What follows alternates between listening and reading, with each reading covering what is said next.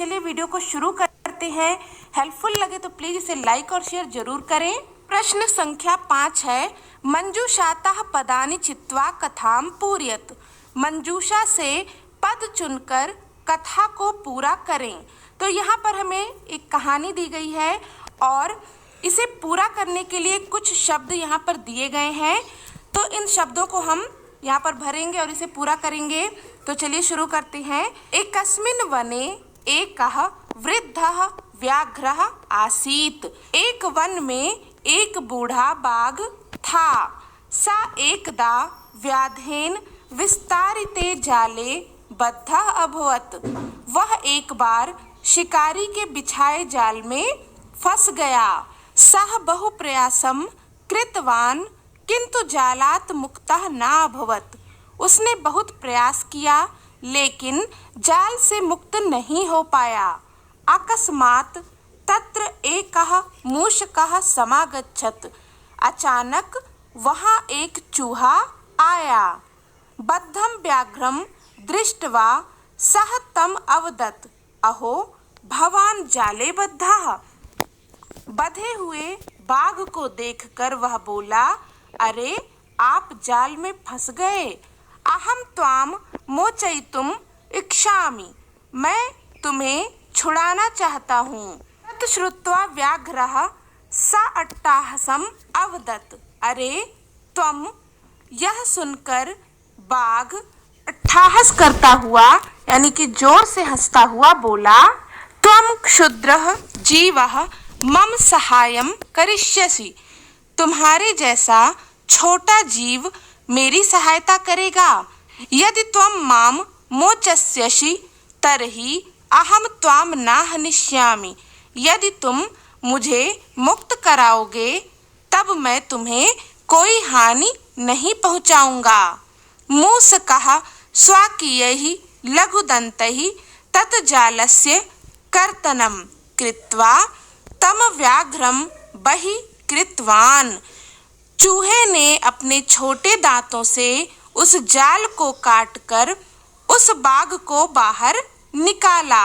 तो इस तरीके से इसे हमें पूरा करना है। अगला प्रश्न है,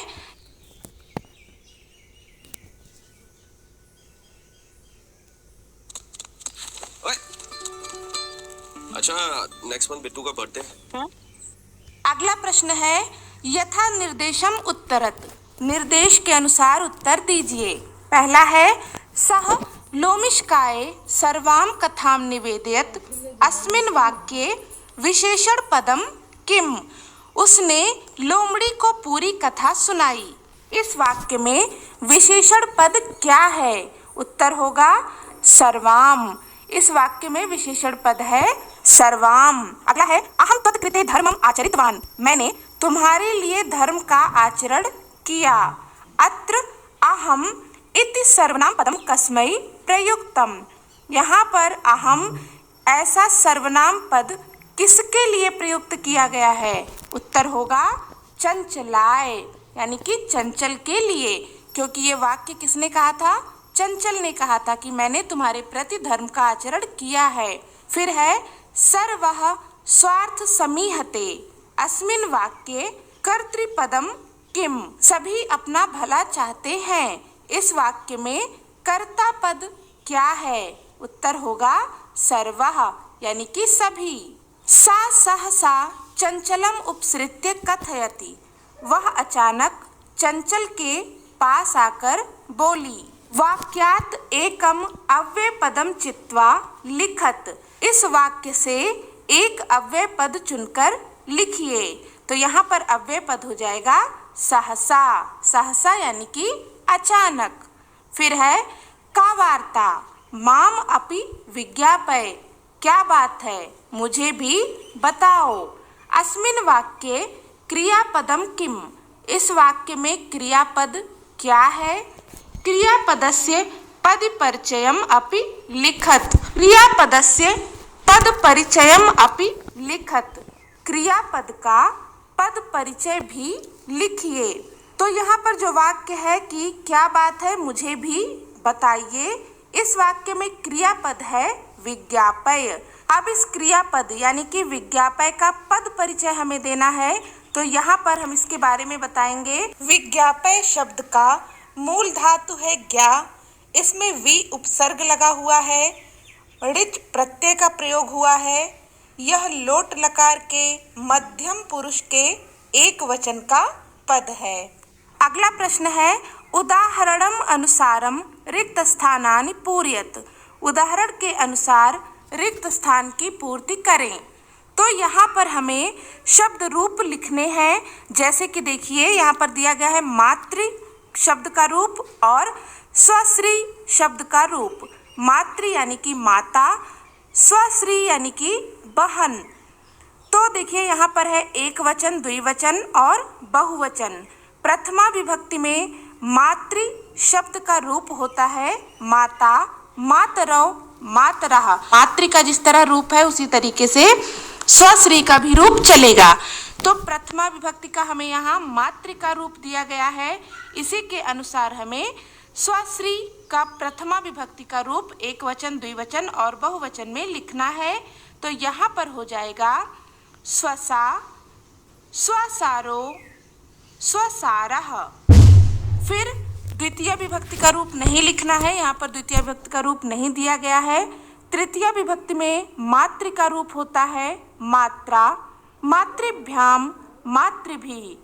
स्वश्री का तृतीय विभक्ति के एक वचन में रूप होगा स्वस्रा, द्विवचन में हो जाएगा स्वश्रीभ्याम और बहुवचन में हो जाएगा स्वश्रीभिः। फिर यहाँ पर चतुर्थी और पंचमी विभक्ति का रूप नहीं दिया गया है। सप्तमी विभक्ति का रूप स्वश्री का दिया गया है, जो कि एक वचन में होता है स्वसरी, द्विवचन में होता है स्वस्त्रोः और बहुवचन में होता है स्वश्रीषु। इसी प्रकार से हमें मातृ शब्द के सप्तमी विभक्ति का एक वचन में रूप लिखना है।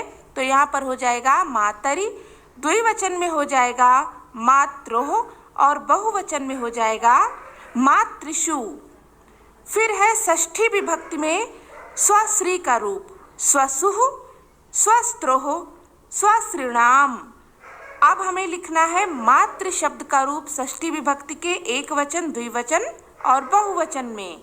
तो यहाँ पर हो जाएगा मातुः, मात्रोः, मातृणाम। अगला प्रश्न है धातुम प्रत्ययम च लिखत। धातु और प्रत्यय लिखिए। यहाँ पर हमें कुछ पद यानी कि शब्द दिए गए हैं, इनका हमें धातु बताना है कि मुख्य धातु कौन सी है और इसमें कौन सा प्रत्यय लगा हुआ है। जैसे कि यहाँ उदाहरण में दिया गया है गंतुम शब्द है गंतुम। गंतुम शब्द का मुख्य धातु यानी कि मूल धातु होता है गम और इसमें प्रत्यय जुड़ा हुआ है तुमुन। तो ये बन गया गम धन तुमुन गंतुम। इसी प्रकार से यहाँ पर है द्रष्टुम, तो इसका मूल धातु हो जाएगा दृश्य और इसमें प्रत्यय है तुमुन। दृश्य धन तुमुन द्रष्टुम। इसी प्रकार से करणीयम। करणीयम का मूल धातु है क्री और इसमें प्रत्यय लगा हुआ है अनियर। फिर है पातुम। पातुम का मूल धातु है पा और प्रत्यय लगा हुआ है तुमुन। फिर है खादितुम। इसका मूल धातु है खाद और प्रत्यय लगा हुआ है तुमुन।